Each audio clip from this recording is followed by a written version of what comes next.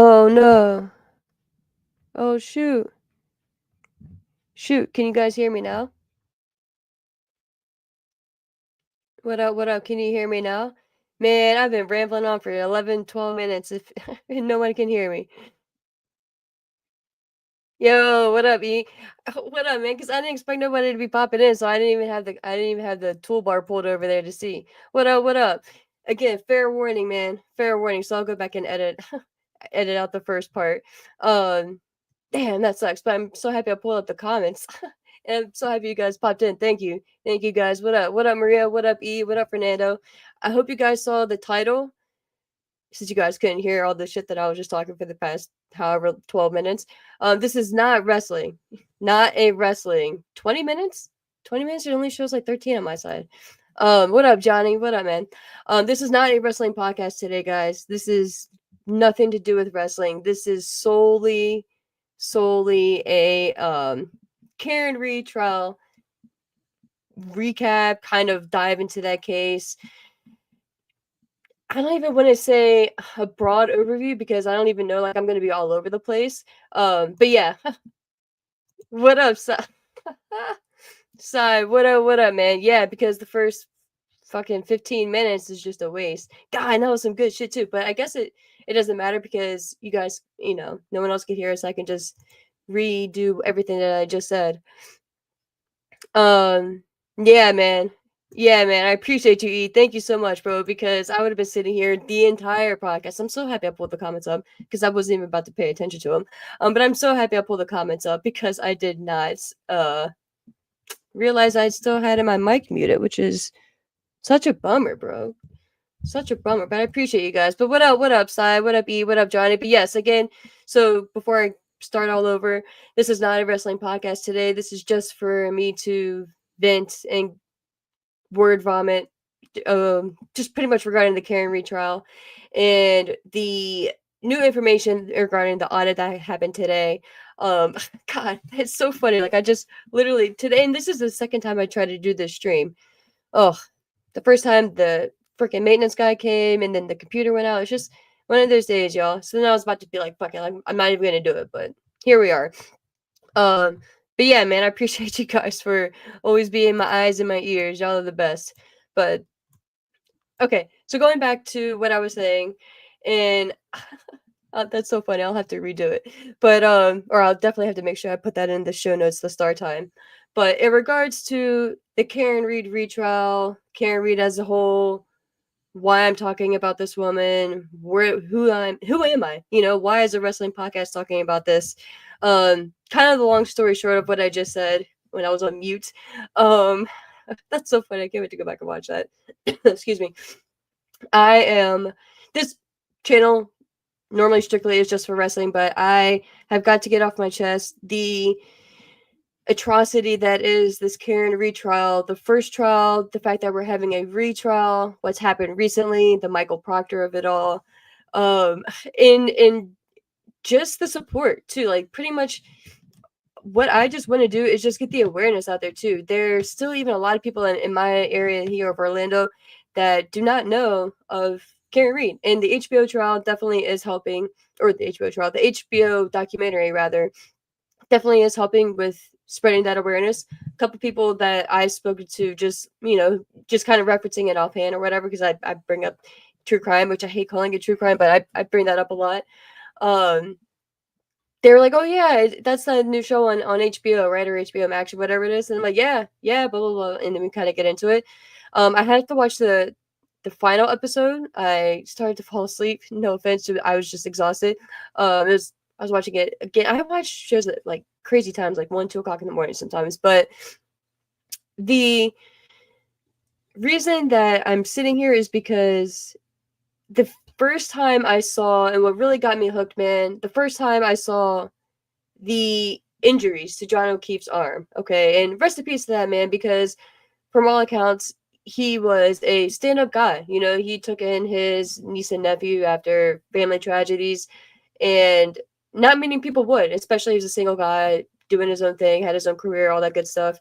He didn't need to, and it just shows what kind of man he was. So I think sometimes too it sucks because he does get overshadowed, I think, in some aspects of this trial, and especially now with how popular, in a good way or bad way, Carrie is getting.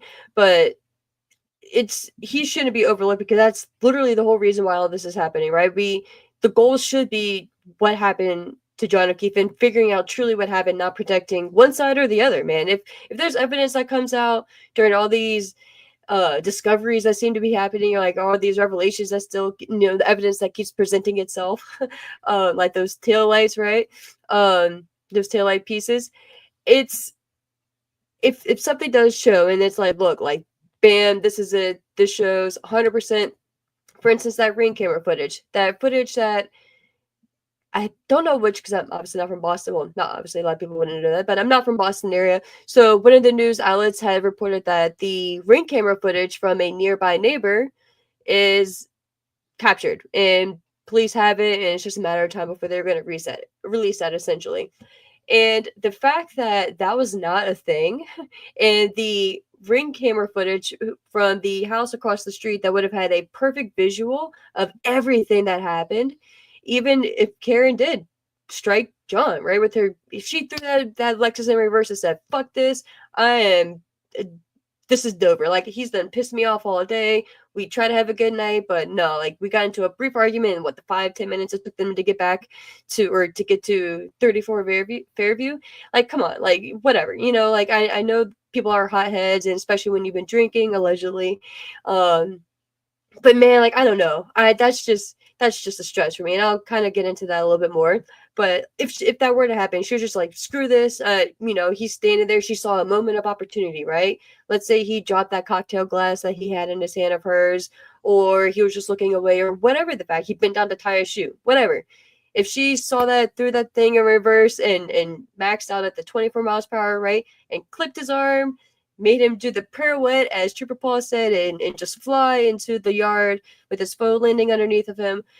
If that happened, then that ring camera footage from across the street would have captured all that shit, and that would have been perfect. And if that were to ever come out and it captures all that, and it's 100% metadata verified, 100% verified that's Karen Reed's vehicle, like, everything checks out to the T, then I'll stand corrected, man, and be like, yo, this woman got me. Like, wow, like, I'll stand corrected, man, and I don't want to say I'll be happy to be wrong, but I would be like, yo, and then really see, like, and just really trying to take, like, a different set of look at it, or a different look at it at that point, a different set of eyes, right? But I think the fact that that ring footage didn't present itself like a lot of other things, it just so happened to be either, I don't remember if they have referenced that it didn't, or not that it didn't exist, but that there was an issue with the recording at that time frame, or there was an issue retrieving that certain time portion, or anything like that.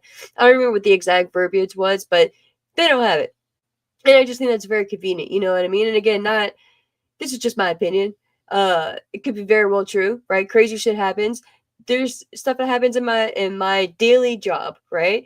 I obviously am no crime scene investigator, no attorney, no credentialed, nothing. I mean, I am licensed in something, but that has nothing to do with this. But I don't sit here to assume or to speak that I have all the knowledge, or I know how to do anyone's job, or I know for a fact like that neighbor's ring footage was working and he just so happened to slice it out, or whatever. You know what I mean? It could have very well glitched. Like I was saying, for instance, like you'll be doing something, a regular task. You go to click that button and it just keeps airing out, or it just doesn't present. And then when you go to show someone else, it's there. Crazy shit happens, right? So whatever, but there's just too many coincidences, man, and too many of those situations in this case, too many butt dials, too many just too many convenient stories, right? And too many stories that line up, particularly with one individual leaving exactly at 12:10. It's just like there's just too many things that are a happy coincidence, you know? And again, it's just my opinion. But that's why I would be so fascinated if that ring footage showing Karen throwing that Lexus in reverse and clipping John, and John pirouetting his way into that front yard, then I would be like, yo, that woman got me, man. Like, I got. She's great. Like, she is a master manipulator. She, whatever you want to call her, she would be that, but it doesn't exist. And the fact that Turtle Boy, shout out to Turtle Boy, went over to that neighbor's house and asked if he even just asked. He was like, I'm pretty sure it was that house. He was like, did the police department ask you for your footage or anything like that? And I'm pretty certain he said no, something to that effect. And Turtle Boy turned his phone around and showed the exact view that house would have had, which would have been perfect, man. Perfect. To show either Karen striking John or John leaving the vehicle and walking into the house. And I did find also that something that was interesting on the HBO documentary, A Body in the Snow, was that they had referenced that John had gone into the side door. So not even for whatever reason, I thought he had gone into the main front door where Jennifer McCabe had said that she was looking out of the window nearby the door and saw Karen Reed's vehicle parked at first. There was right on the side of that, there's like an additional, almost like an attachment. So apparently that's where John had walked into, which that was interesting to me because I just personally was not aware of that. But that again makes it's conflicting to me because on one hand it's like, bro, like how do, especially was it Ryan Nagel, I believe, who was the one who had pulled in right behind. He was actually they got there almost like at the four-way, or I don't know if it's a four-way, but at the stop signs merging into that street at the same time, and they allowed Karen to go first. Hold on one second. And then Ryan, because he was picking up his sister, had pulled into the parking spot, the driveway.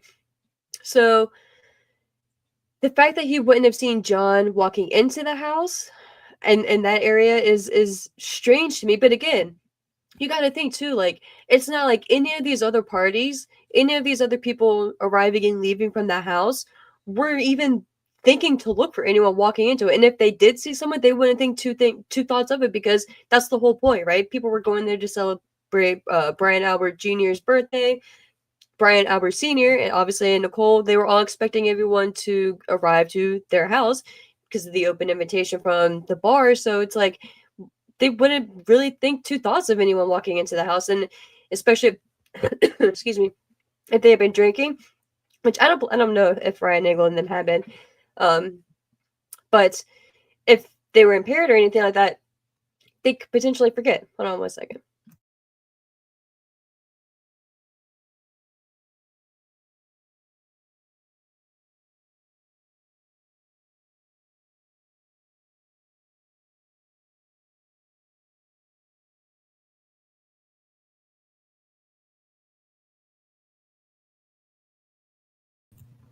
All right, I'm still getting over this cold, and I do not want to hack up my lungs into you guys' ear. Yeah, man. So it's just like, it's one of those things where it's like, how can nobody not see it? But again, if you're not thinking to look for anything, you're not really going to notice it. Even if you do see it, you're not really going to create that memory, that core thought. So just so many things. But what I did find interesting about that as well, about the whole Ryan Niggle of it all, was when they were leaving, because he didn't end up picking up his sister, she decided to stay. He did not see any additional body in Karen Reed's Lexus other than Karen. He just saw a woman sitting in the driver's seat, long hair, with the interior light on. No one sitting in the passenger seat that he could see. No man. I think they said John, it was around like 6 foot, 200 pounds, about those dimensions. Dimensions like he's a house, right? But it'd be pretty hard not to notice two people, especially a dude of John's size, in the vehicle sitting beside Karen, especially with that light on. You know what I mean? So that's where I'm just like, that right there tells you, and you didn't see anyone on the yard. So that right there tells me dude's in the house, man, or he's walking into the house. Like, it's so frustrating. It's so frustrating. Pulling up the chat here. So you say, not to make light, but somebody confused dog teeth with a Lexus SUV. What up, Justin? What up? What up? You're funny, bro. You're funny. So you said we've all butt dialed, but 6 times in 20 minutes. Nobody's ass is that jiggly. Bro, y'all are fucking hilarious. This is why I love you guys. Facts. And you're y'all are something else, man. Y'all gonna throw me off. But exactly, Sai. Exactly, dude. And the whole 2:27 a.m. aspect of it all, 2:27 with 40 seconds, kills me. Kills me. But I do want to pull up. They did a recent audit of the Canton Police Department, which I thought was pretty interesting, and it was just released today. So I want to go over that because I'll kind of throw out some points there, and then maybe go over a brief timeline, like a brief overview timeline, just to get this going. We're continuing. Oh, sorry, I'm on nasally now, but can't win, man. Can't fucking win. They try to keep you from being great. Just gonna move some of this over. I thought it was really interesting. So the Canton report, it's like 200 and some pages. It's crazy, but it's so interesting. I obviously haven't had a chance to read the whole thing, but there's one page in particular that really stood out that I wanted to take a look at. I'm gonna share my screen here in a second.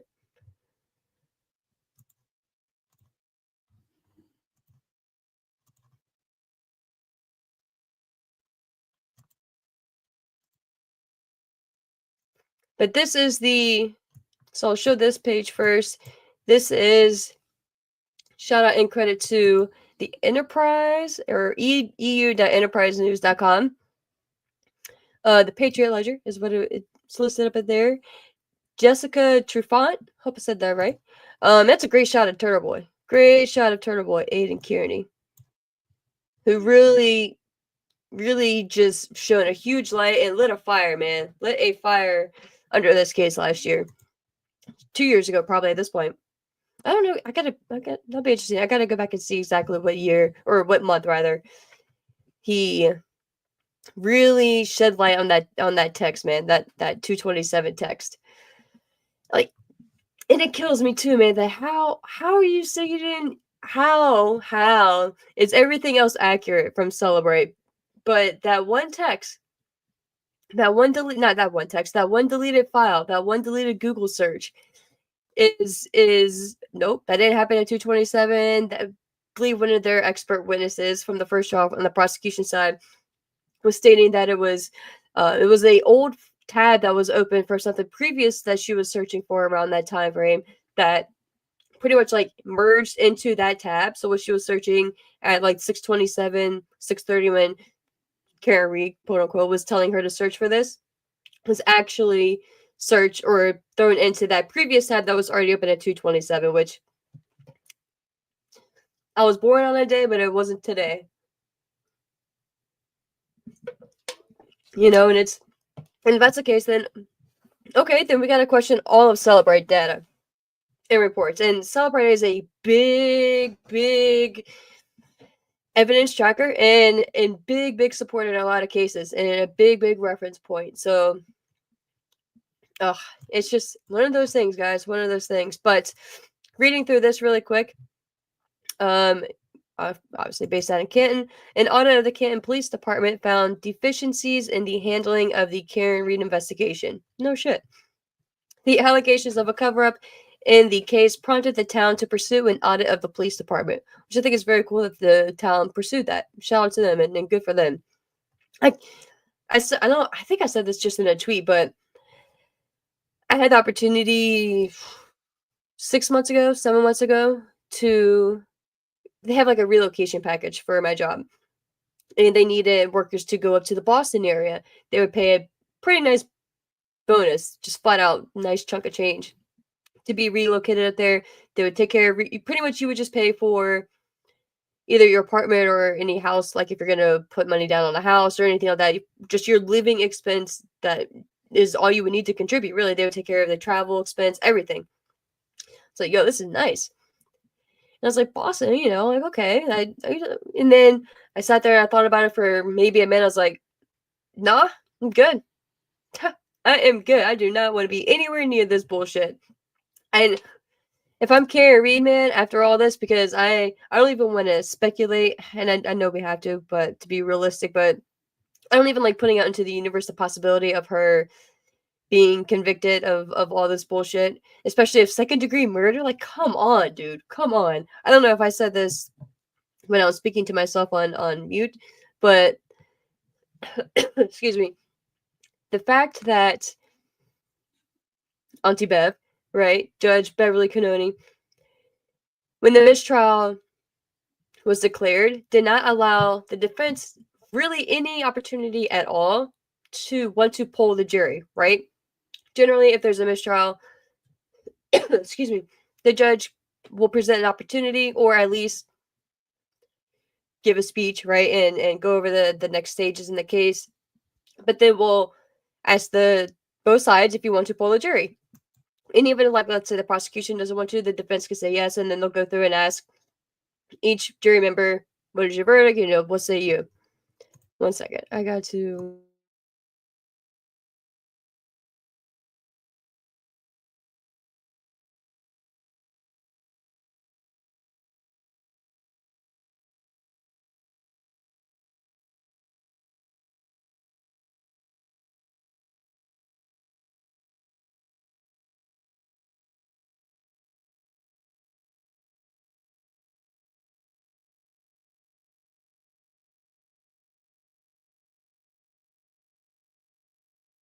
Oh, all right. Sorry. This cold, man, it's kicking my ass.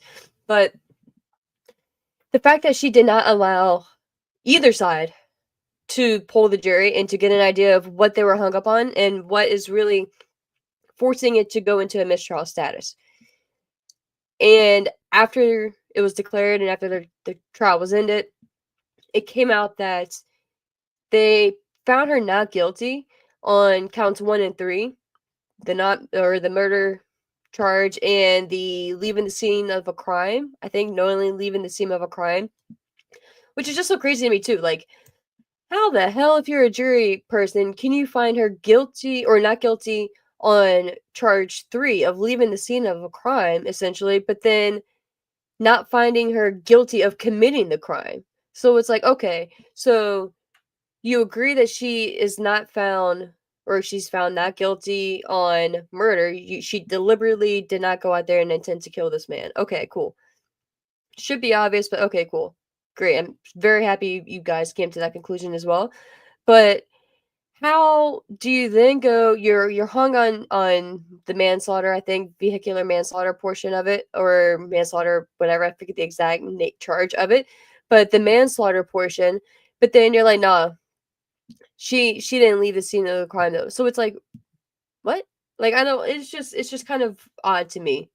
Just very odd that whole ruling, but had they been able to be polled, period, that would have answered a lot of questions, you know? Dude, she definitely did sigh.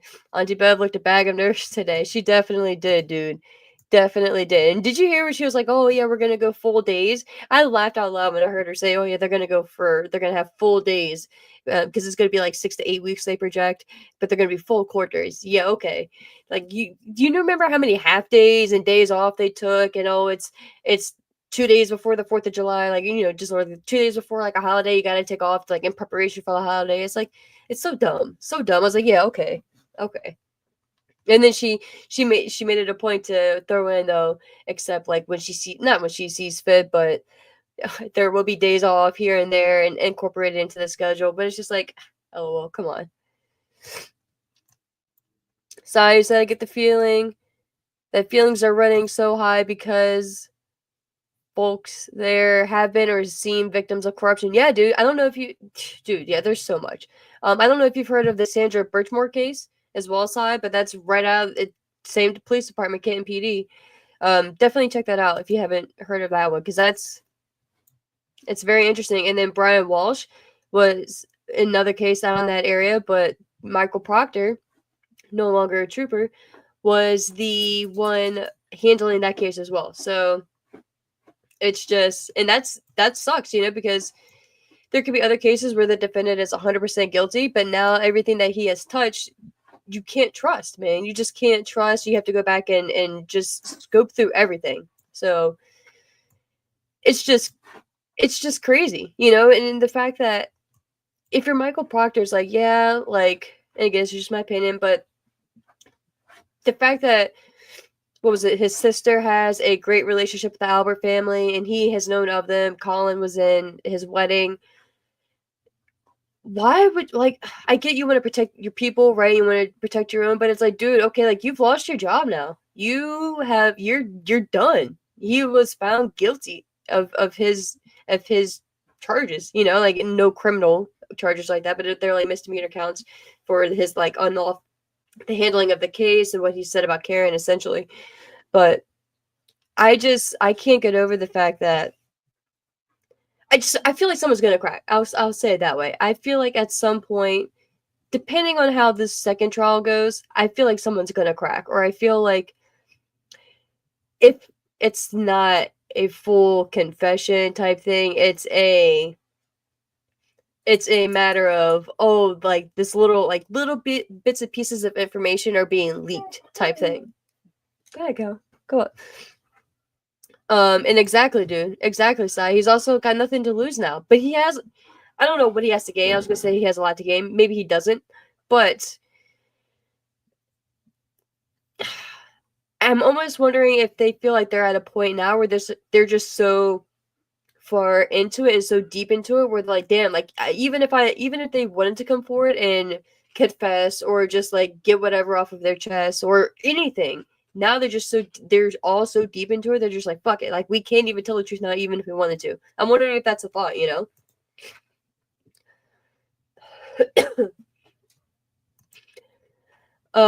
say Proctor was the lead investigator and the quote unquote no nudes yet and quote unquote wacko, yeah, guy. Sorry, and now he's a potential witness. Yeah, dude. Yeah. And again, another question that I have going into this retrial is, are they going to call Michael Proctor? They be in the prosecution to the stand? Because can you imagine that cross, right? But it's almost too, if you don't call your lead investigator, how shitty does that look if you're presenting and you're trying to convict this woman of murder and you can't even call your lead investigator? And yes, he was the lead investigator, not a case officer, any case manager, or anything, like non-correct title like that. Like, it's so funny how people are so like, oh, this is my title, get it right. Like, if you're a doctor, it's like you can't call them Mr. It's doctor this, or it's trooper this, it's detective this. But it's like, oh, it's very convenient. You forget the proper titling when it comes down to something serious. You know what I mean? Another one of those things, man.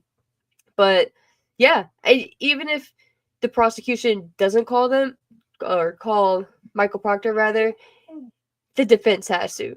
There's no way they're gonna let that guy not be called. And I'm wondering now about Colin Albert. I don't think the prosecution will, because there's really no need to, since Judge Bev, Auntie Bev, pretty much, it's not pretty much, but excluded him as a third party culprit potential. But she did leave in Brian Albert and Brian Higgins. So it's just, I don't know. I'm thankful. It's kind of like you have to be so grateful for what you do get from Auntie Bev. It's like, fuck, man, like, thank you for this, but it shouldn't even be a thank you. It should be a given type thing. But sorry, my dog's barked there. I think we're getting a couple deliveries. But the fact that she at least left the door open, or a potential for the door opening for Brian Higgins and Brian Albert to be actually presented as third party culprits, and as long as the evidence presents itself, you can still reintroduce Colin. So there's still a potential there, but it's just like, man, I don't see them calling Colin at this point, and probably just focusing on the two Brians. What are the odds of that, right? Another odd coincidence. Go ahead, Cal, get on the bed. But yeah, if they don't, though, like, come on. Who would the defense call him? Yeah, you would have to, man. You would have to. You if for no other reason, to call him up there to go through the almost like the same questioning as you did prior, but then at the end, ask his current employment status. Or maybe even ask it at the beginning. But you want something to really leave a punch with the jury, in my opinion, to really emphasize this is supposed to be one of the most trusted roles and the most trusted individuals in any case, right? Whether it's this case or Joe Schmo down the street, you know what I mean? The fact that you can't trust the lead investigator on the case, and there's so many shoddy paperwork documents, the inaccurate times, like, we picked up the vehicle at 5:30. And there's clearly a timestamp of 4/12 when they picked up Karen's vehicle from her house. And it's just like, again, there's just, even if nothing happened, even if they didn't, even if, again, backing up, and even this whole thing was a freak accident. Going back to earlier what I was saying about the ring footage. Even if, let me remove this for a second. Even if Karen did, and she has no memory of it because she was shit-faced drunk, she backed into John, went pirouetting into the yard. Everything that the prosecution is saying is true. We can't 100% believe it because of the shoddy investigation and the fact that they did not document. Go down to the bare basics. I know in my job, I have to have documentation or it didn't happen. Notes or it didn't happen. Pictures or it didn't happen type thing. You have to have receipts. And it's not because they don't trust me or they think I'm a shitty worker, but it's because you have to go back, and if you go to court, you have to present this stuff, right? You have to cross your T's and dot your I's, man. It's you're potentially putting a woman in jail for pretty much the rest of her life. And the fact that this was just such a shoddy investigation from the beginning, and the shit that he was saying about her in those text messages to his friends, I have no sympathy for that. I'd never like to see anyone lose their job, right? But it's like, bro, you literally did this to yourself, and it makes you wonder, again, if you said it here, how often has this happened? And again, you don't even need to say allegedly because he was found guilty, right? Like, the department did their own investigation, so it's just it's one of those cases where this feels like a Netflix series, like a You type series. You know what I mean? Like, this doesn't seem like it's real life.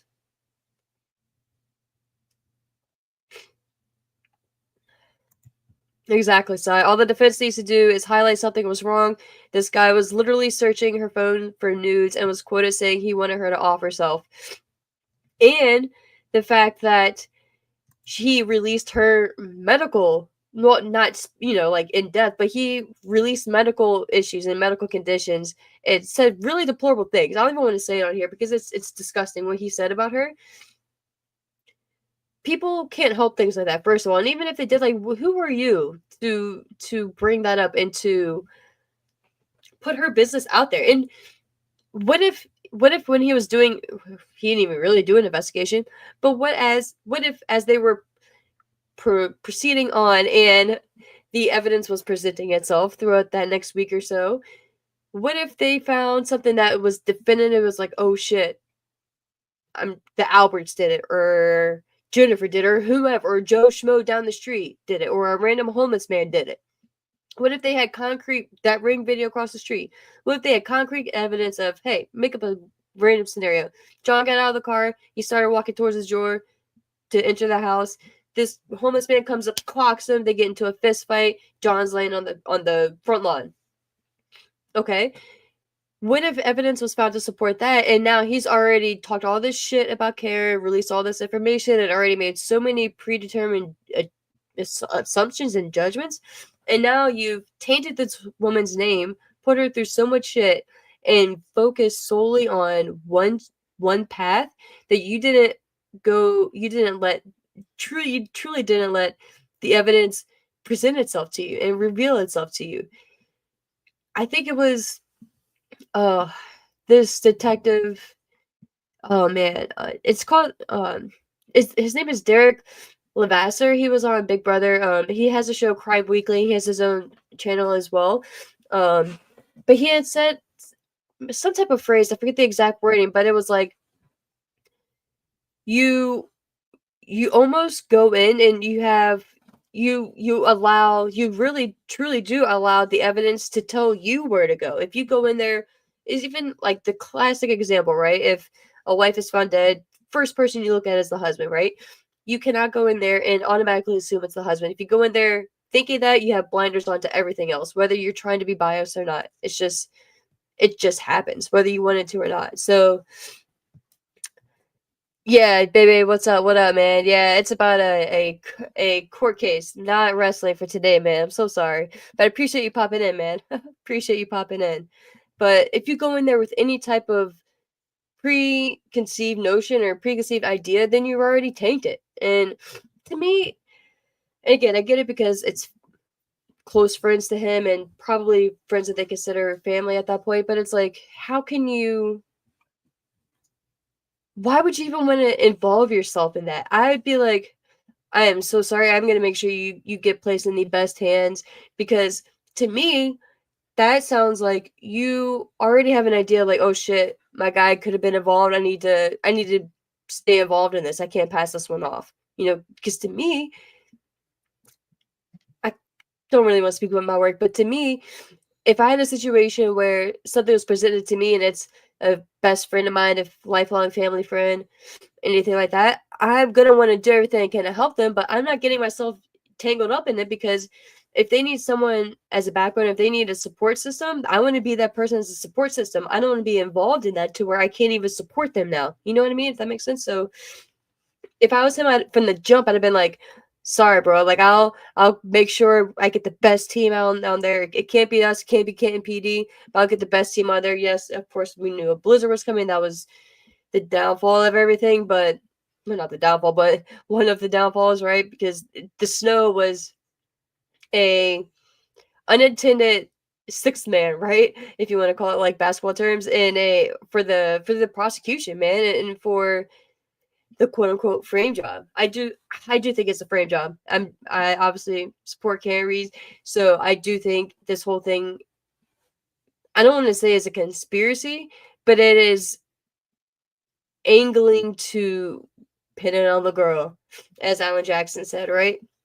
And another thing people say too is like, oh well, there's no way you could have five. There's no way you could have 20 people agree on something and stick to the story and not crack and have just be lined up. And 100% you can, dude. 100% you can, especially when 90% of them are already your family, or very close friends to your family, in the sense of you are very easily able to manipulate them or to influence them rather, or they may not have seen anything and if so, for instance, like if you're one of the niggles and you didn't see John enter the house, but you didn't see him in Karen Reed's car, you're not going to sit there and be like, oh, well, of course, like of course the Alberts didn't do it because he would then go into the house. You don't know. You just don't know. So it's just so crazy to me. It's just so crazy to me that they're retrying her too. Like that's just what I can't get over with. One of the things.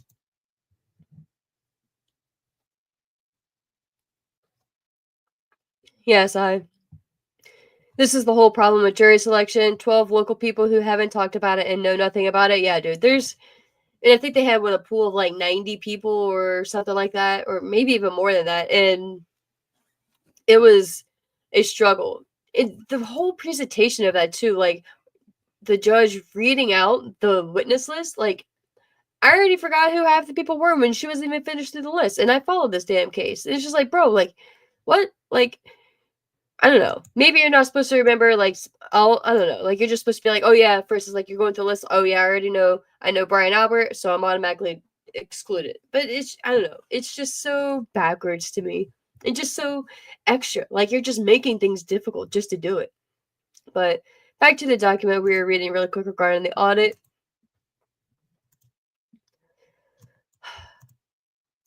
I gotta go back and edit the first like 15 minutes of this, or at least put a timestamp. I'm not gonna edit it. I'm just gonna put a timestamp. That's so funny.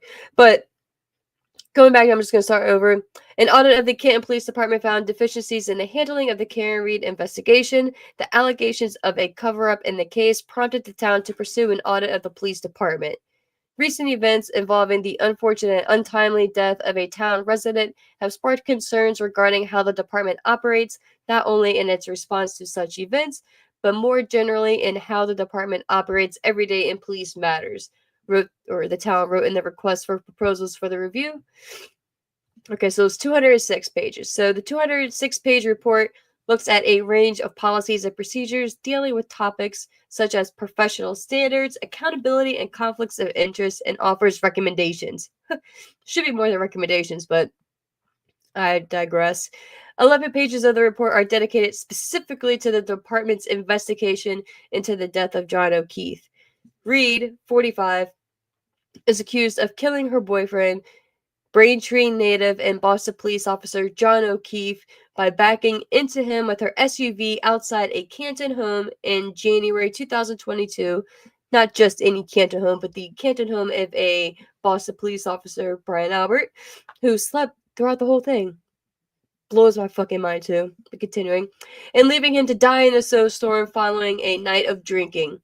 Jury selection and her second trial started Tuesday, today. Defense attorneys for Reed say she was framed for O'Keefe's death. Audit outlines shortcomings of the above. The audit outlines shortcomings of the... Alright. According to the report, the first responding officers should have photographed like crime scene class 101, guys. Fuck. According to the report, first responding officers should have photographed O'Keefe's body at the scene of 34 Fairview Road in its original location before it was moved by emergency medical services into the ambulance. Huh, who'd have thought? Police took photographs at the scene on their personal phones rather than using a department-provided digital camera. Even I have a work-issued cell phone. Even I don't use my own personal phone. Come on, bro. Ugh. The report states that interviews of all primary witnesses should have taken place the same day. What? No. As O'Keefe's death at Canton Police Headquarters and been recorded when the witness provided consent. Crazy concept. You mean you don't do that in someone's like kitchen or in their living room? Like when the family's eating dinner in the other room? Really? You don't do that at just like one of the key witnesses' house? Really? You sure? I don't know. Maybe this audit needs an audit. Ugh.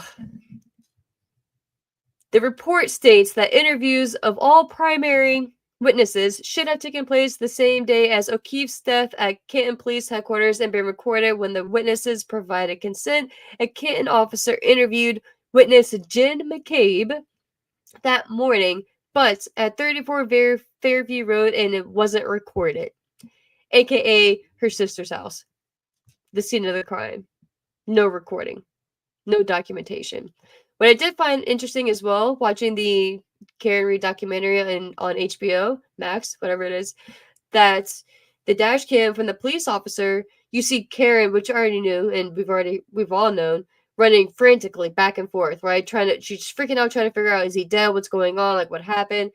And Jim McCabe is standing to the side, just calmly speaking to an EMS worker. And it's like, or potentially a police officer.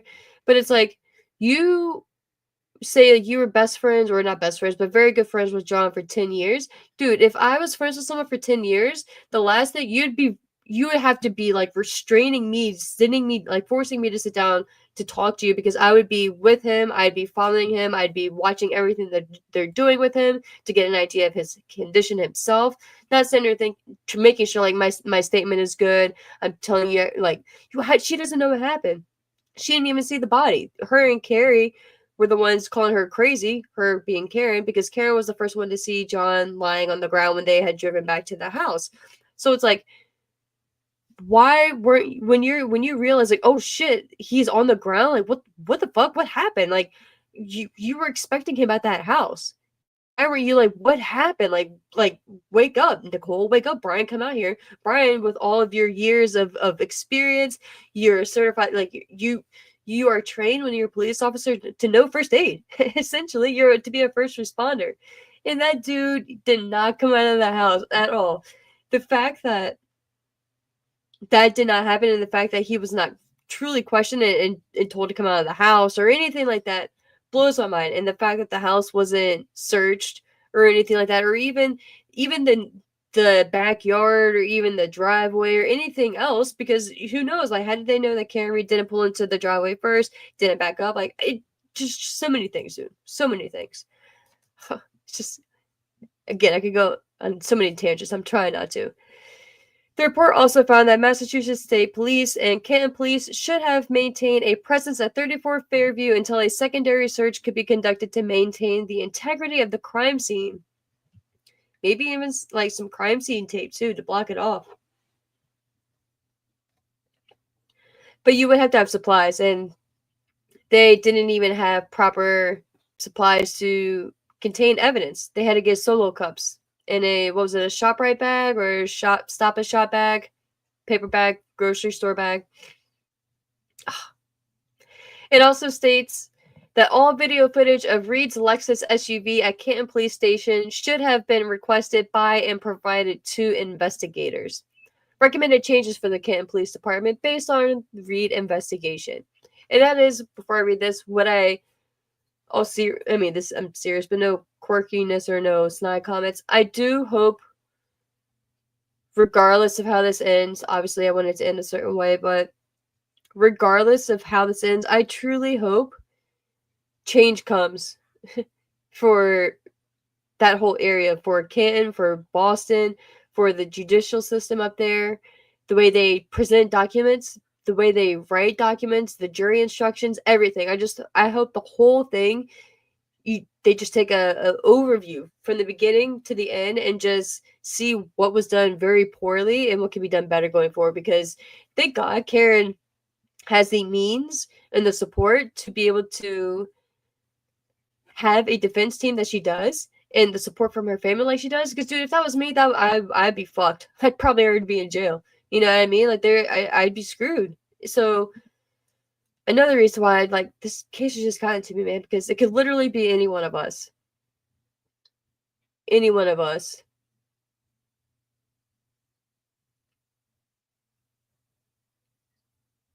Oh, okay, so nice. You say 62 potential jurors were interviewed today by Auntie Bev. 2 were selected, which is further ahead than I thought we'd be. Yeah, I didn't even hear 2 were selected. Nice.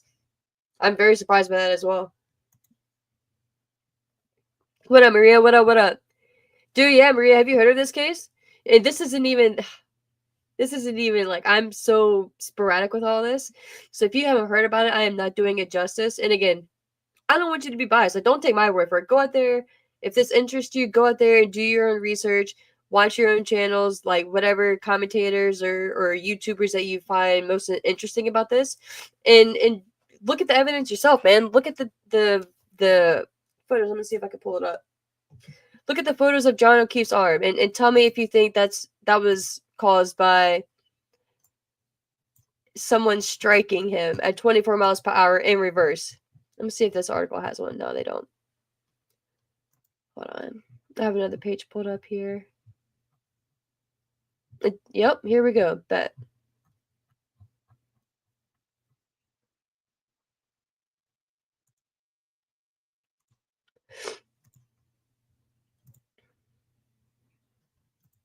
All right, guys.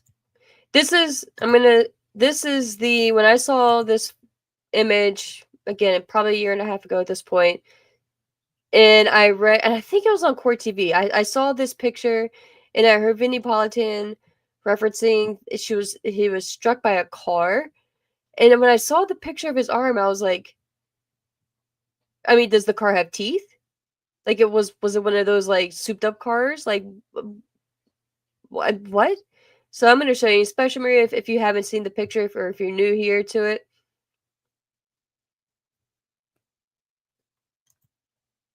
That's not the right one. Hold on. Here we go. All right. So this is John O'Keefe's arm. This is what the prosecution is stating was struck by Karen Reed's car going in reverse at 24 miles per hour after snow had began to start falling, so the roads are slick condition. It was a residential area, a street right in front of a house, and prosecution believed that John was out of her car doing whatever. Karen was like, fuck this dude, I'm tired of his shit. Drove forward 60 feet or so, or not even, about 60 feet. Put it in reverse, hit a max speed of 24 miles per hour, clipped his arm, and mind you, there was no damage to her taillight prior, so there's no teeth prior. Hit his arm, which caused the scratches, all these abrasions on his arm. He pirouette, Trooper Paul's words, pirouette into the front yard, came to a final resting place with his cell phone underneath of him and the cocktail glass not that far near or by him. Kara Reed also said in the documentary there was a small piece of the cocktail glass like wedged into his nose, and when she pulled it out, blood came pouring out. So this right here, to me, if I was on the defense team, I would show this picture. I would have a few pictures pulled up. I would have a big blowout of this. I would have a big blow up picture of Kara Reed's SUV. The lack of damages to the liftgate, the bumper, the quarter panel, the glass, all of that. Just the cracked tail light. And fuck, at this point, the tail light could be in a million pieces. How does one shattered tail light slice him in all of these different directions too? Can you see my mouse? No. Yeah, maybe let's see if you can see my mouse. No, you can't. So the top two longer slice marks are near like his bicep tricep area. Okay, so that's going in one direction. Then you have the two smaller ones right there. And then on the forearm, you have almost not almost like puncture wounds, but like insert wounds periodically throughout the arm. And then getting to almost like his wrist area, the latter portion of his forearm leading into his wrist. All these other marks are going one way. Then you have these 4 cuts going almost diagonally. How? From one impact. How? How does that happen? How does that happen? And that's why I would almost want her to be like, I would almost want to be wrong, because I would just love to put 2 and 2 together and see how this could have happened and how the prosecution is saying it did. Because I'm not even trying to be one of those contrarians or one of those people that is going against the grain just to do it. I want it to make sense, and it doesn't, and that's what's so frustrating, because none of this shit fucking makes sense to me, man. None of it makes sense. So you mean to tell me that happened from the taillight? See if I can. I don't know if I'll be able to find a picture of his arm, or of his head rather. But the first reports of the injuries that he sustained to his head was that it looks like he had gone 5 rounds with Tyson, is what his brother Paul O'Keefe had said. Dude was pummeled. His eyes were swollen like ping pong balls. Let me see if I can pull it up, actually. Because you guys got to see it.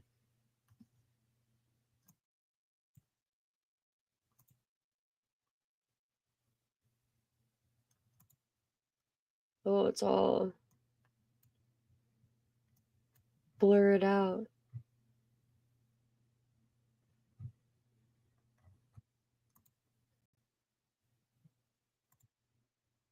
Oh, I don't want to say that's a good one, but that's one of the back. They have all of these blurred out because of the sensitivity. So I'm just going through to find a couple here. Oh, cool. I had safe search. I'm like, why do I have safe search turned on? That's kind of odd. Oh, this is a great. All right, guys. So again, keep in mind that on O'Keefe,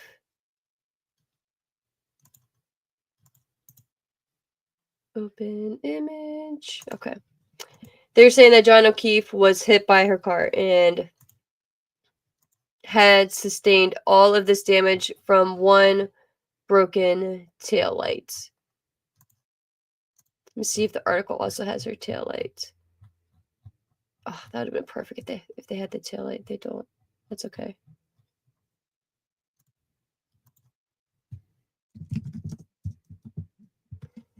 I just want you guys to see this. Maria, if you're still there, I want you to see this. Carry tail lights.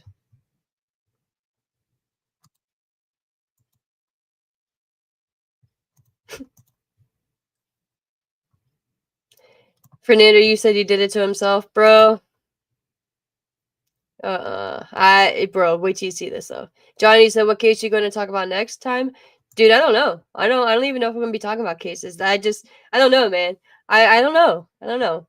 Do you guys want me to? Like, I thought about creating like a separate channel because I don't. If anything, like I actually thought about this, have a name for it and everything that I was thinking of, but to keep it separate, but I don't know. We'll see. Fernando, the poor woman, is being railroaded, in my opinion, 100%, bro. And I'm gonna show you the vehicle damages, and then I'm gonna show you. Oh, I wonder if I can zoom in. And then I'm gonna show you the damages this poor man sustained, or damages, the injuries this poor man sustained. And there's a very logical explanation as well for the taillight damage, which I will discuss here in a second for you guys also. Oh, cool. Here we go. Let's see if this is a pretty... it's still kind of small. So I'll just show it that way. All right. Guys, so this is the day. So I'm going to show you, and again, we're going on the prosecution side right now. So this is what the prosecution is stating. So again, we just looked at his arm. We just saw the slice marks. Oh, we'll take a look at that here again in a second. I want you, and this is what originally got me. And I was like, no, the fuck, she didn't. No, she didn't. Unless we are missing key pieces and key components of what she did, then okay. Even if they would have been like, she hit, like, if they would have been like, yo, she clipped him and then she got out of the car and she beat the fuck out of him. Okay. You know, that would have made more sense to me than what they're presenting right now.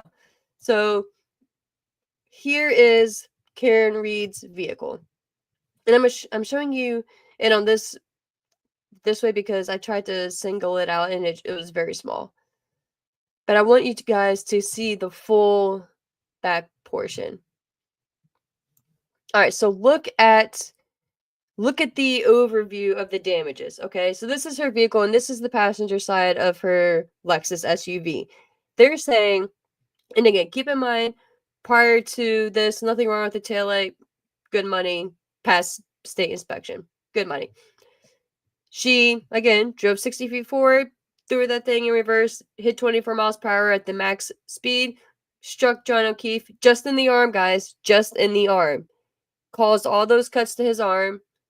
He went flying into the yard. There he lay.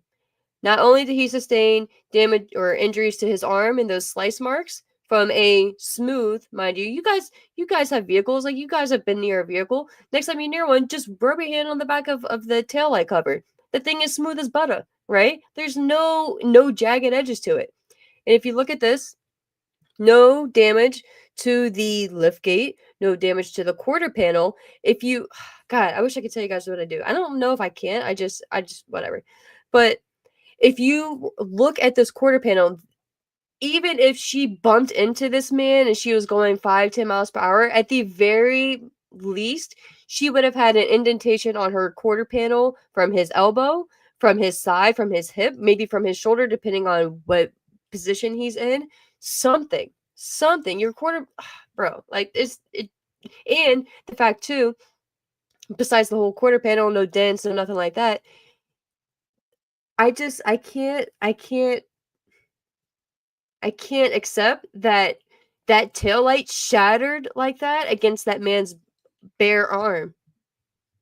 A soft arm. There's just no way, dude. There's just no way.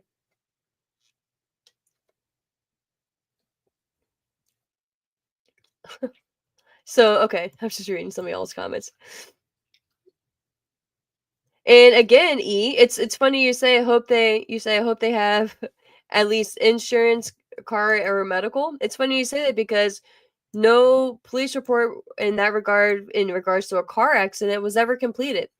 So if Karen were to present this to her insurance company as a pedestrian strike, they would have to do their own investigation. They would look at the police report and, there's no police report containing that as a vehicle accident. Now, guys, I'm going to show you what, again, the damages that you're seeing just at that one taillight, they're saying did to this man, to this poor man, who, mind you, John O'Keefe himself is a Boston police officer himself. So you would think they would be going above and beyond to get all the documentation, all the information they can to make sure they have a spick and span investigation. Keep that in mind. A brother in blue, right? These are what this poor man sustained.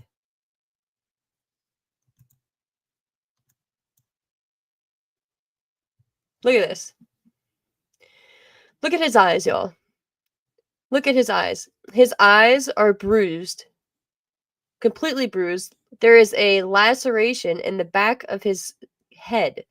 Okay. And mind you, when he went flying, per Trooper Proctor, when he went flying, pirouetting into the front yard, there was no reports of him cracking his head, maybe on a fire hydrant, maybe on a rock nearby, maybe on the flagpole.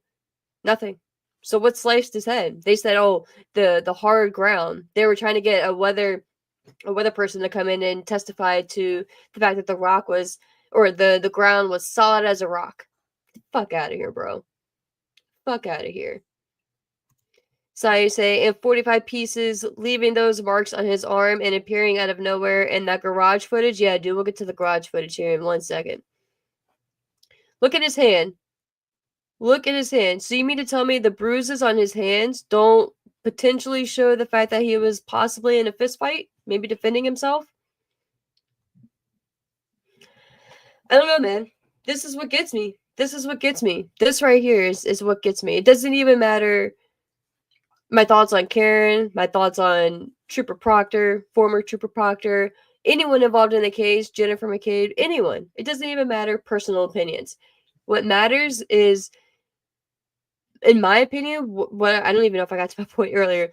What I would say in my opening statement, one of the things I would say, I would have almost like a smorgasbord of all these pictures, a big ass blown up picture of the picture we just saw of Karen Reed's vehicle blown up as big as you can, that all these injuries he sustained. And then my first question would be, do you believe this man, or even just throw his, hate to start off so graphic and when it's a very sensitive situation, but it's a murder trial, man. Like you gotta go. You gotta fucking go for it, man. You throw this up there and you're like, this man, according to the prosecution, ultimately died due to injuries sustained by my client, Karen Reed, for her throwing that thing in reverse at 24 miles per hour and striking him with her taillight. You show this. After you say that, you throw up the video, or the photo of her vehicle, the blown up version of it showing the taillight.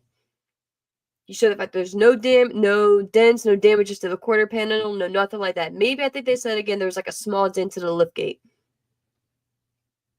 And that was more towards the center of it, more towards like going near the emblem of it. My question would be, do you think John O'Keefe was struck by this vehicle? Do you think he was struck by a vehicle? Right then and there. If you don't, just looking at the photos, not knowing any other scientific data, not knowing any even autopsy results, no nothing. If you look at this and you're like, and you get asked that, my opinion, no. Like, from what I see, and if these injuries came from being struck by a vehicle, then that vehicle fucking pummeled him. You know what I mean? Like that vehicle, it's gonna be obvious that she's driving away from the scene of a crime, from something.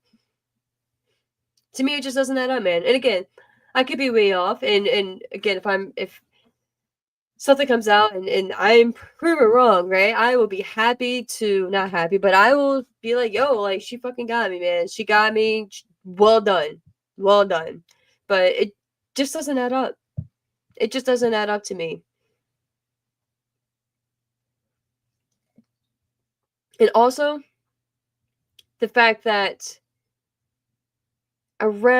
so they're saying Karen would have struck John around, she got to the house around 12:30.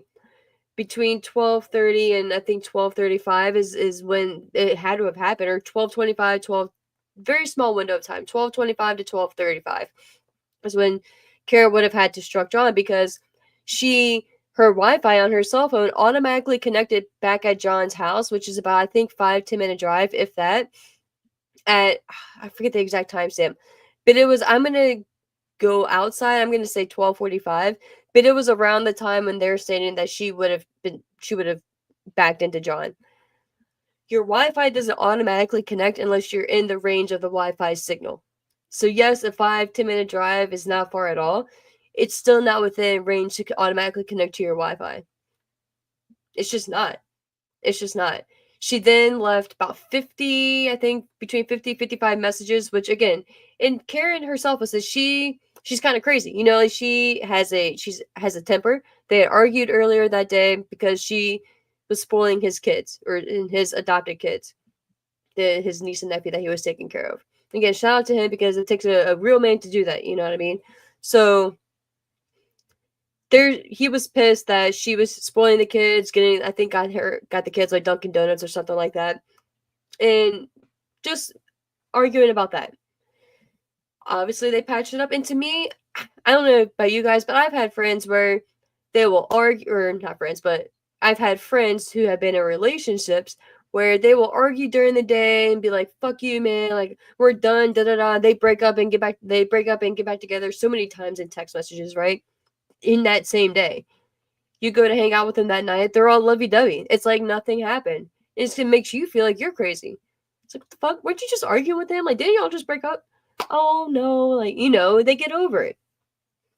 I consider myself not to be a hothead. It takes a lot to really get me mad, and to get me like mad at someone like to that point where like we're arguing and yelling and stuff like that. It's just not really me. So if we're at that part of like a fight or anything like that, the last thing I'm gonna want to do is gonna want to go out in public with you and try to look all kumbaya and cozy and lovey-dovey as they were described.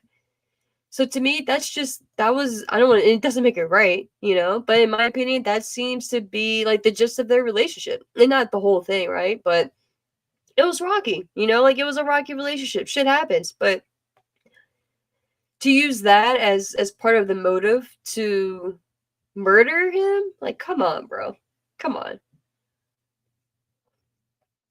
So back to the voicemail, she called him in like 55 times or some crazy shit like that and left him yelling messages like, calling him a pervert, because she was thinking that she, of course, dropped him off at 34 Fairview, and then he dipped and was screwing some other chick because, according to her, there was a lot of women in that neighborhood that he had hooked up with. So that's where her mind went. And again, I'll say, because I'm a female, a lot of times our female brains, our man, our partner isn't answering.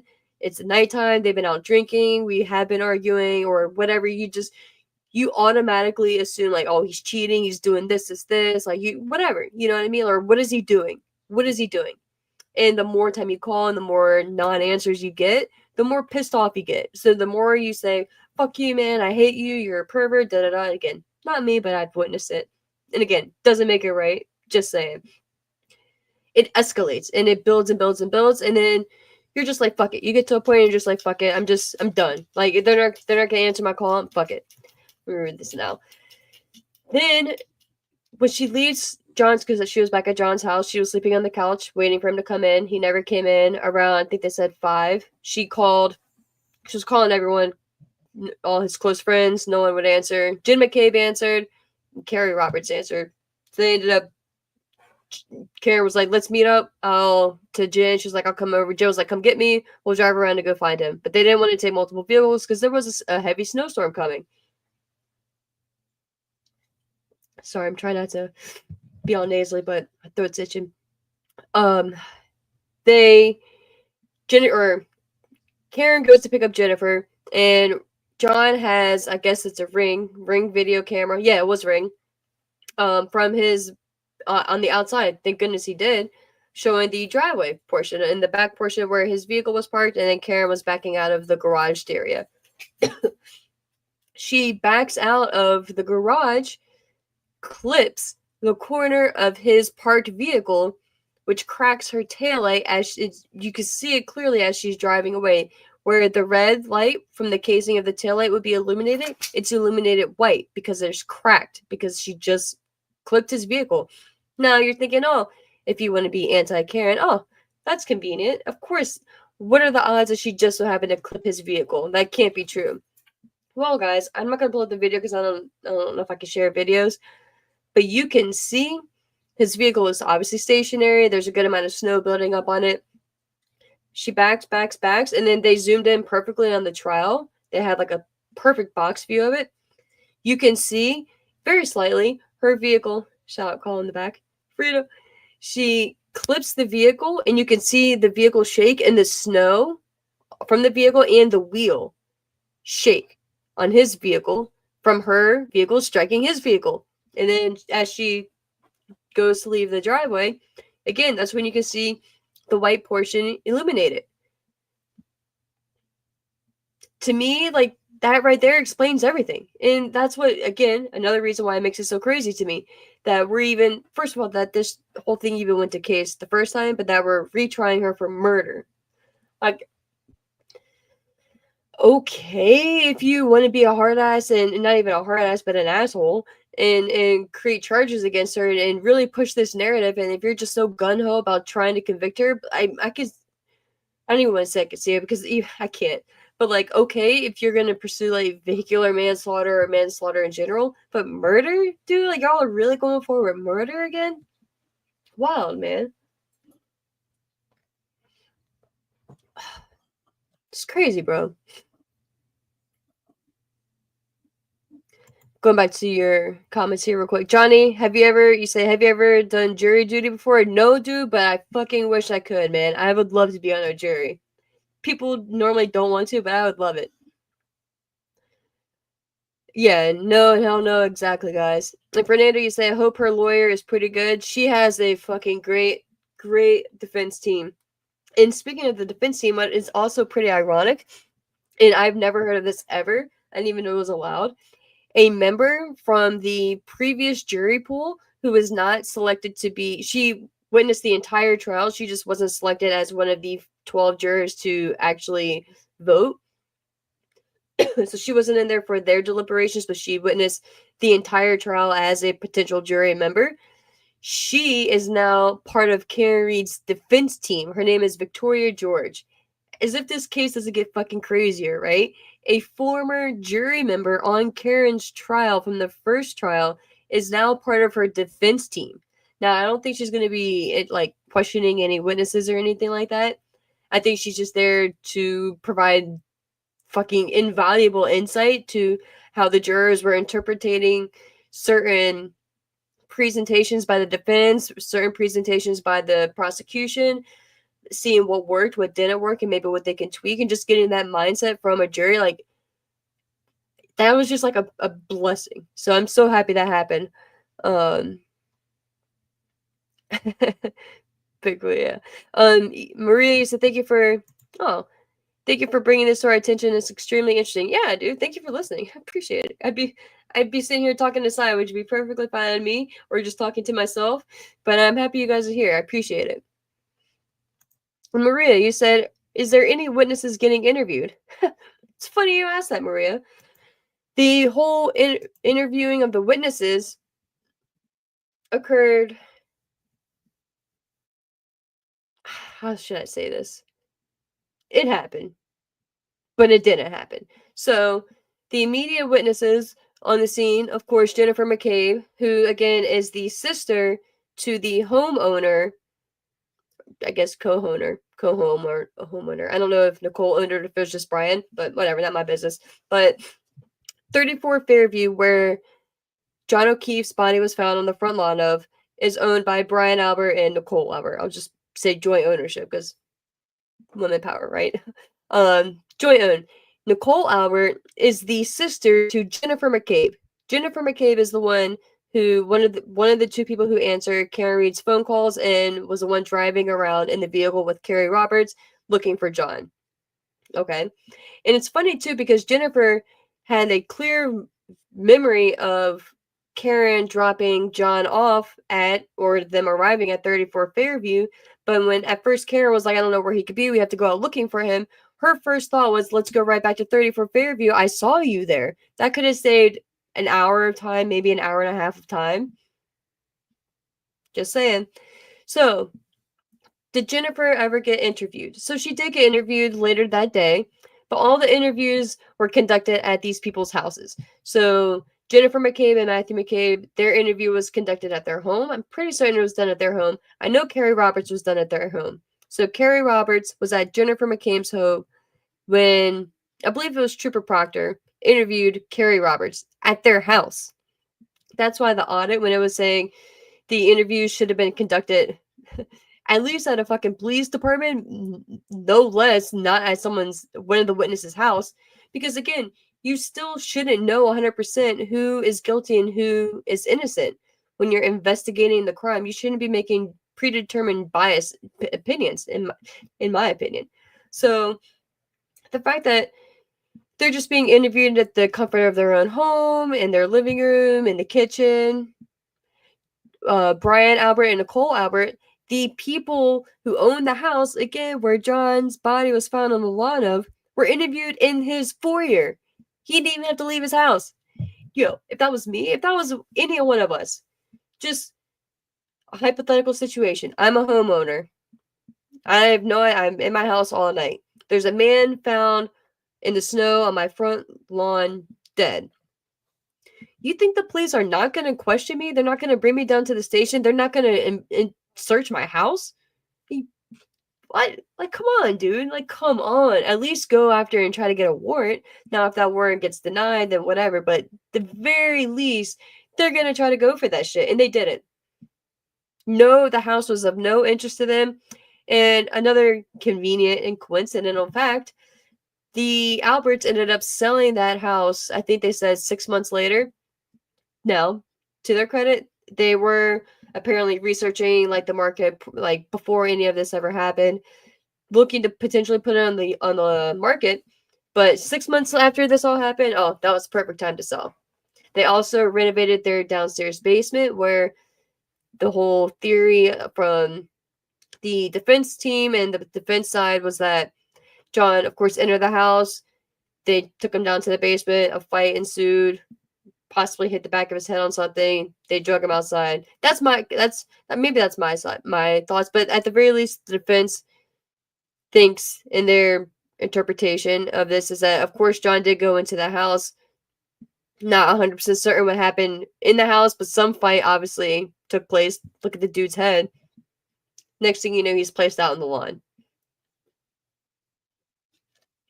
Now again, if Karen struck him, it would have had to have been at, we'll just say, before 12:45. It would have had to have been before she left 34 Fairview and then connected with the Wi-Fi at his house.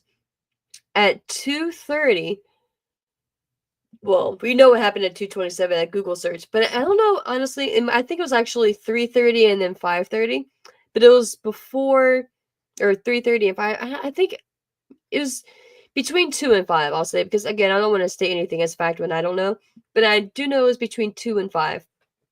The plow, or the snow plow, had to be done. Brian Higgins does have there's just so much, I'm not going to get into it all right now. There was another gentleman at the house, Brian Higgins, who had been flirting with Karen previously in text messages. She ghosted him, essentially. She did not say hi to him at the Waterfall, which is the bar that they were at. So speculation is Brian was pissed. There's also video footage from the Waterfall showing how pissed off Brian is. He's yelling at someone right before they're about to leave.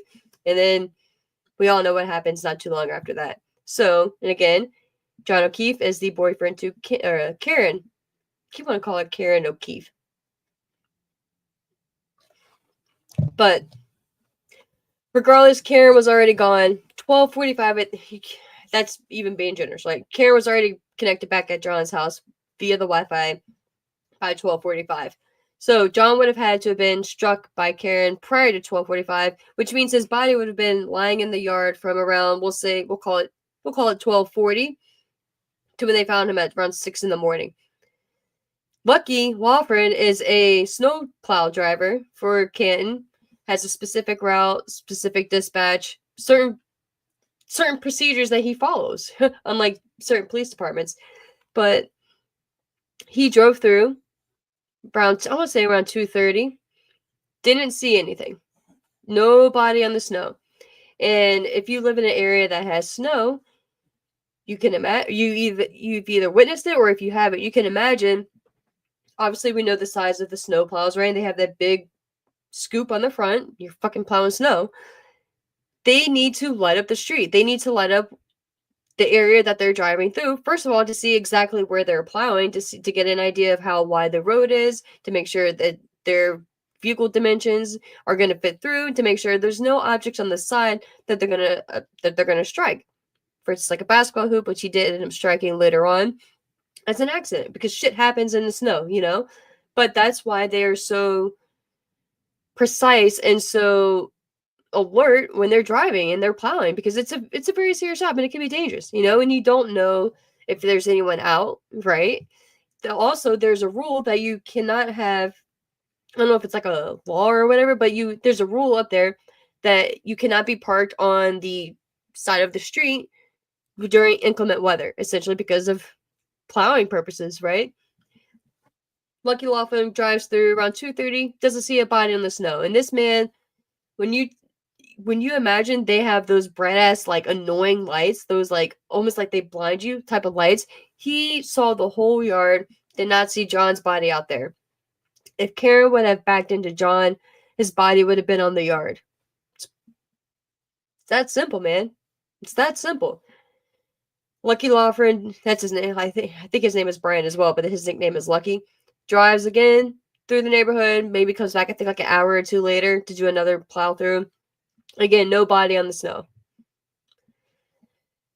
Pretty much answered it, man. If his body is not on the snow, Karen didn't hit him at that time. Like it doesn't make sense, man. It doesn't make sense. It doesn't add up.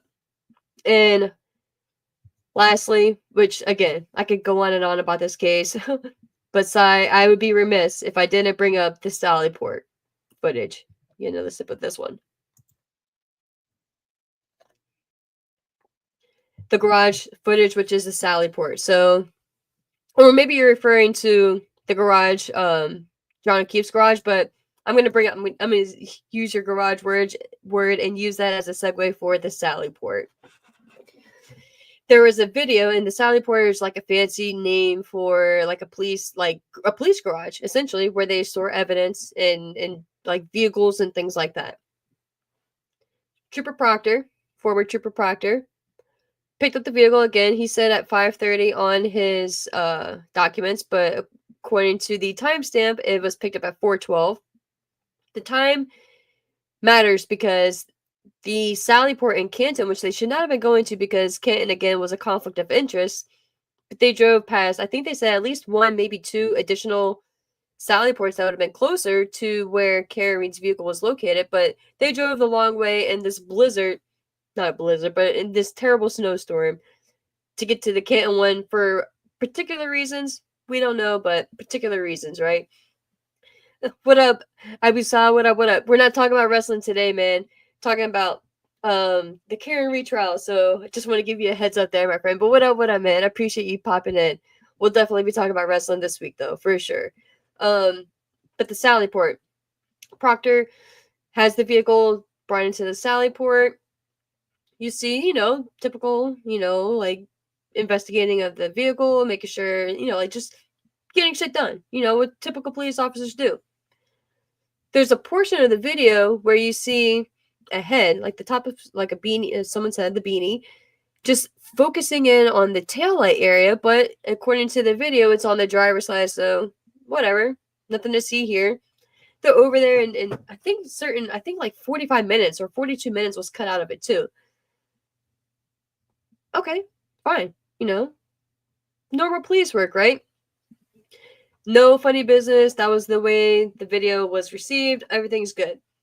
All of a sudden, the next day on Cross, the defense team, Alan Jackson, they're questioning Trooper Proctor's boss, who is Sergeant Buchanan. I think that's how you pronounce it. He's like, is there any, like, this is the video in its true and accurate form and version? Trooper, or Sergeant's like, yeah. When you look at the video, it's inverted. There's on one of the bay doors that gets brought down, there's the number 4 where you should be able to read it clear as day, like you guys can read Nike, right? You should be able to read it clear as day. It's flipped, which means it's inverted. There's also a police car nearby that has the word police written on the back of the luggage lid. It's inverted. Which means the reason why that's so important is because with the video being inverted, we saw the opposite side of the SUV. So the whole idea is, if you're on the defense side, is that during those 42 minutes or whatever, or however long that it was missing from that video, allegedly Michael Proctor or some of the other workers there, one of the other workers, I don't know if it was potentially or specifically rather the sergeant, or if there was just another Sallyport worker, were removing the taillight casing and the housing of it to then plant the evidence, because that morning when they ended up finding John's body and police came and everything like that, no pieces of the taillight were found. That bright ass red taillight cover with that white ass snow. It's almost like you couldn't ask for two better contrastions of each other, right? You have white snow, red taillight. If there's anything that you could see in white snow, it's something red. You know what I mean? No taillight whatsoever on the scene of 34 Fairview that morning. That morning. Nothing there. Fast forward to the evening time, around 5:30, I believe they said it was, after the vehicle has already been taken to the Sallyport. Some time is missing because, again, the Sallyport is about 5 minutes away from 34 Fairview. So very easy. Take the vehicle there, do what you got to do, get some pieces of the taillight, take it back to the scene, splatter it out, and do what you got to do, and leave it in a certain area where the CERT team, which is the search emergency rescue team, I think something to that effect, in Boston, who are trained to look for evidence in certain inclement weather, they can find it. And again, guys, I am not doing it justice. You have to check it out. You have to check it out if you're interested, because there's just so many different things. Like when I talk about one thing, it's like, oh, you gotta talk about this too, and you get reminded of something else. So it's just so many different things. But yeah, man, that's just kind of like, not even long story short, because we're damn near again, first 15 minutes or so, you couldn't hear me. But that's a very long story short of how we got back to the retrial and the laughable case that's being presented against Karen Reed. And if you guys want to help, you can obviously donate to her defense fund. The woman has been out of a job for 3 years now. It's just, it's so sad, man. For her as a human being, it's so sad.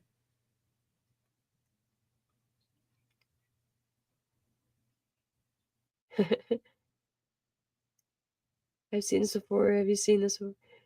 Yeah, that's CM Punk behind me, man. That's the AEW flag that he had. For sure. And Sai said, I couldn't understand how the documentary could even suggest that the car didn't connect in that footage. Exactly, bro. Exactly. When I heard that, I was like, get out of here, dude. Get out of here. Like, I understand you want to present both sides, but you clearly see it shake. You clearly see the car shake. So that's just some stuff I want to get off my chest. It's just, again, laughable that they even think that they could present this as a motor vehicle accident.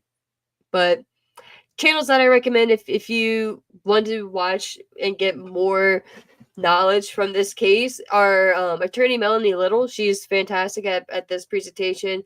Lawyer, is pretty cool. The DUI guy is fucking hilarious. So yeah, they're pretty much the three that I go to. Mainly attorney Melanie Little. She's the one I always follow. But yeah, guys, appreciate you hanging out with me. If you're watching our replay, I appreciate it. I will definitely timestamp so you don't waste the first 13, 14 minutes of your life from me on mute. And I appreciate baby, Sai, of course, Sai. Oh, my guy, Sai, Johnny. I was Sai for popping in. We will definitely get back to our regularly scheduled programming here, that being wrestling, in the near future. This is going to be a crazy, busy week for me, guys, so TBD on that. But until then, I appreciate you popping on here and watching our replay. If you do, I will be live on Brass Ring Media, One True Sports, Saturday morning, talking wrestling at 10 a.m. Eastern. So if I don't see you guys before then, I'll see you then definitely. And take care and still enjoy some wrestling and stay safe out there. But Stay safe, period, because we could all be the next Kara Reed, and we need to stick together and band together, man. Take care.